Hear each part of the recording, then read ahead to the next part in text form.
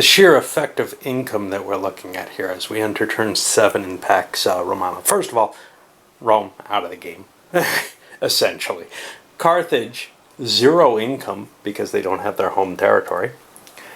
Greece, well, they got like 14 bucks, but the Greek disunity rule for this drops them down to 8. Really bad die roll for them. Whereas the Seleucids got 44 bucks. They had cash left over from last turn, another 5 bucks, and 2 more from the Baghdad booty table. Gotta love bird names for weird tables. He's got the Fickle Finger of Fate table, which I don't know if he came up with that first or if my friend Larry did for his role-playing game, and whether or not which way it permeated. Interesting choice. Both are published. I could look at dates for the 2. Somehow I seem to remember Lords coming out earlier, which would be an interesting issue. It's just such a great name, though. Let me think what else we've got here.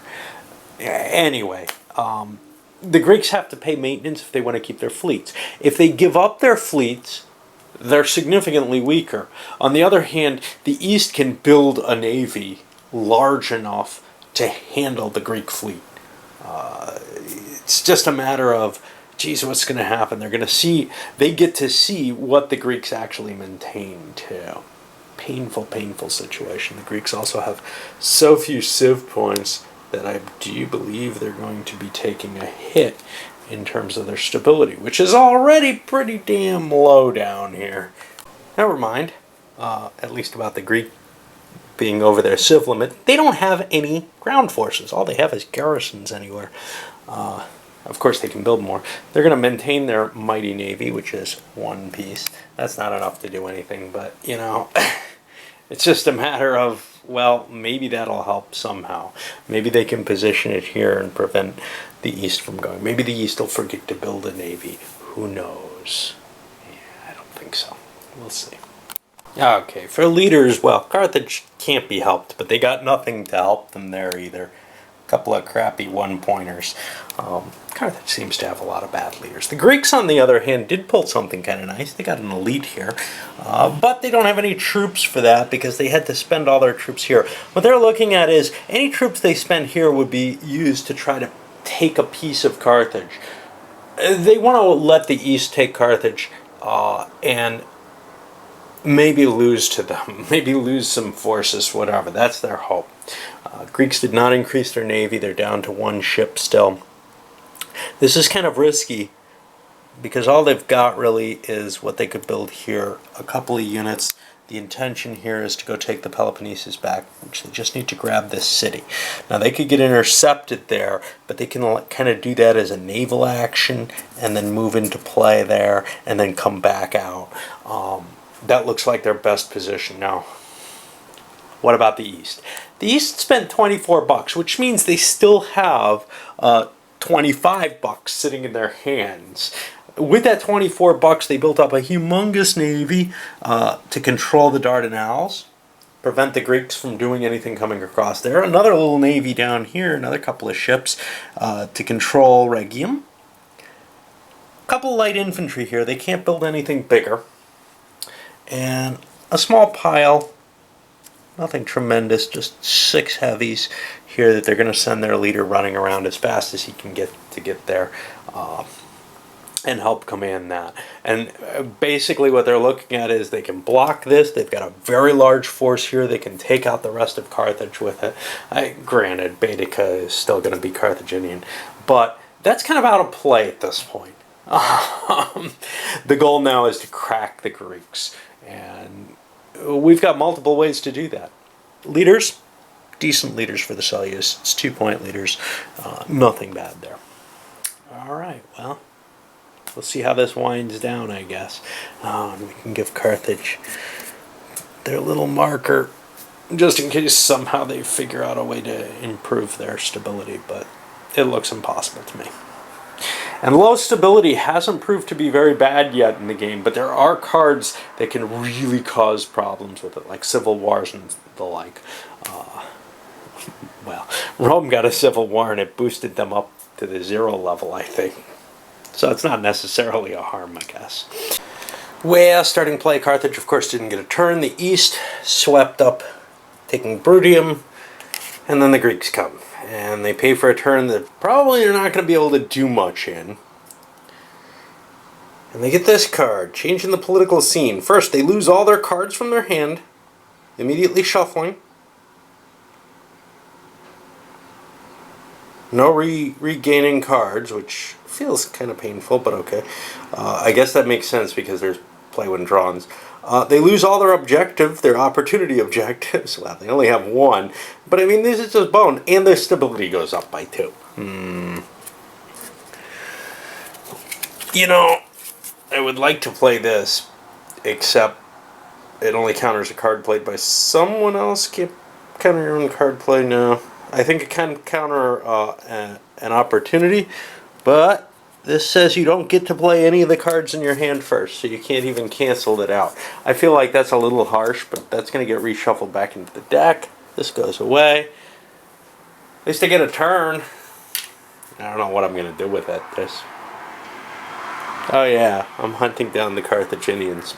And for one of the first times ever, we're going to have an interception attempt as the Greeks slide into this city. I've got +1 for intercepting into my own town. No. Nope. I've got +1 for my leader's tactical ability.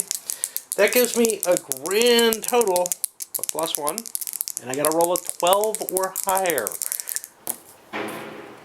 Yeah, look, that didn't happen.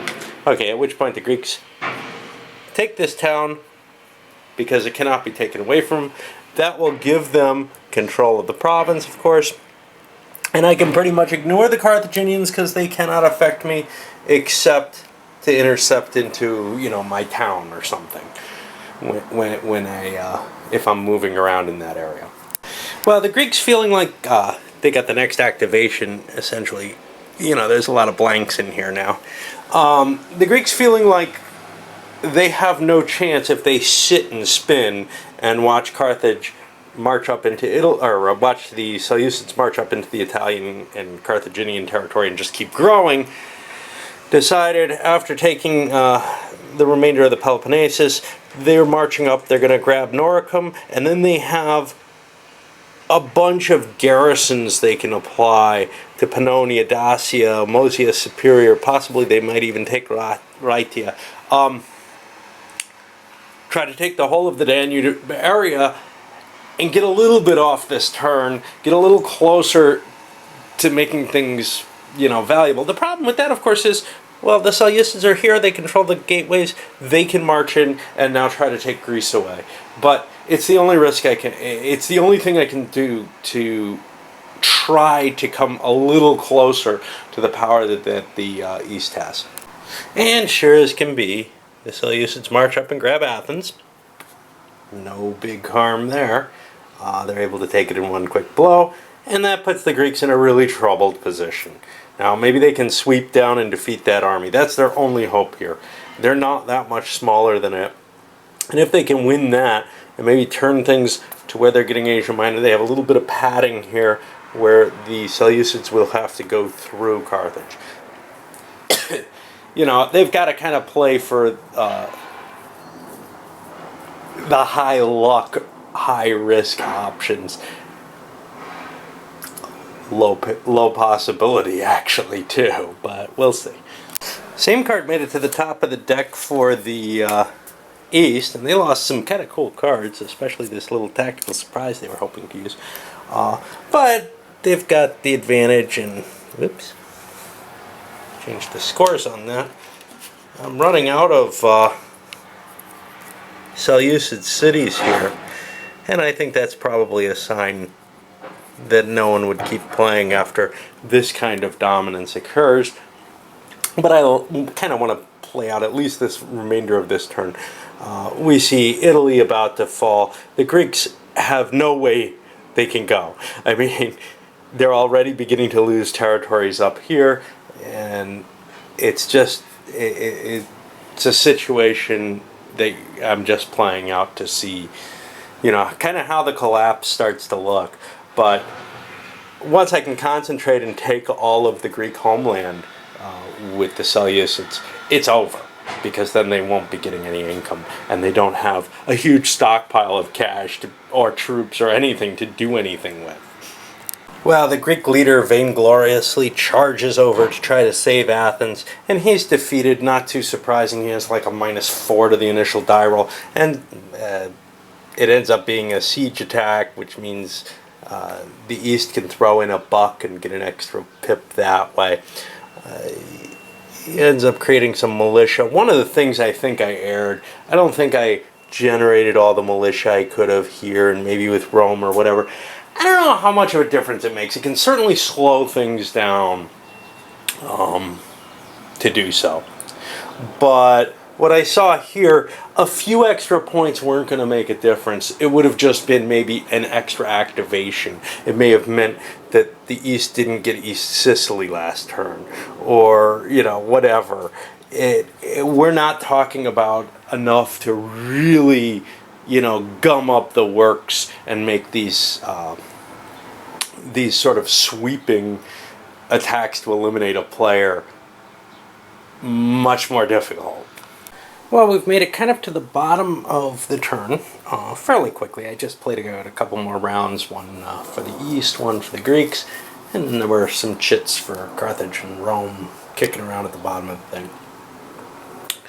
The Easterners have gone about and have taken the rest of the old Roman territory, gaining that as a full territory. The cities and towns pretty much all demolished. I actually should be repairing a couple of those. I'll pay the money to repair things. In fact, I think I'll repair the Greek one. Greece has its territory back because they parked their army in Attica, which allows them to contest it and take it, even though they no longer have Athens. But you can see the Eastern Seleucids coming in, challenging Dalmatia, working their way across. The Greeks spent their last action in gold, grabbing Moesia Superior. It looks absolutely hopeless to me, but maybe there's some chance still, so I think I'll just keep going. I was kind of thinking, it'd be nice to finish it up right now, but I do think we're going to give... I'll just press through. It's not like there's a lot of effort in playing the game, especially now that, you know, half the players are gone. Alright, I'll go through the bookkeeping at the end of the turn. And the Seleucids are off the map on both their both the target values here. Wouldn't matter if they get any additional, you know, OOPs, they give them GOPs or whatever. Income for the next turn, it's up to 63 for them. In comparison, Greece is looking at 12. And remember, Greece gets a minus a die roll in there, and the East gets plus their Baghdad booty table. Obviously, Carthage still knocked out. Nothing they can really do. They don't have the buck to do any movement or anything. Once you're knocked out of this game, even if you've got pieces on the board, you're stuck in it, but you can't do a damn thing unless maybe somebody gives you some cash. Certainly, if Greece had extra money, they would be funding Carthage in the thought of, well, more players, more chances of doing things.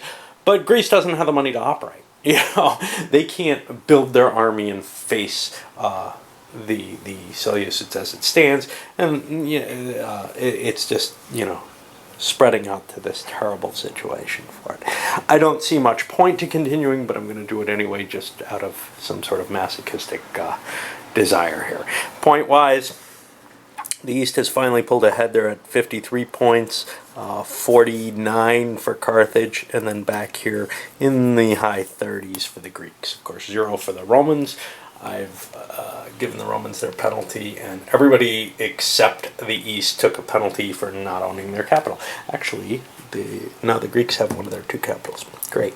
All right, up it goes.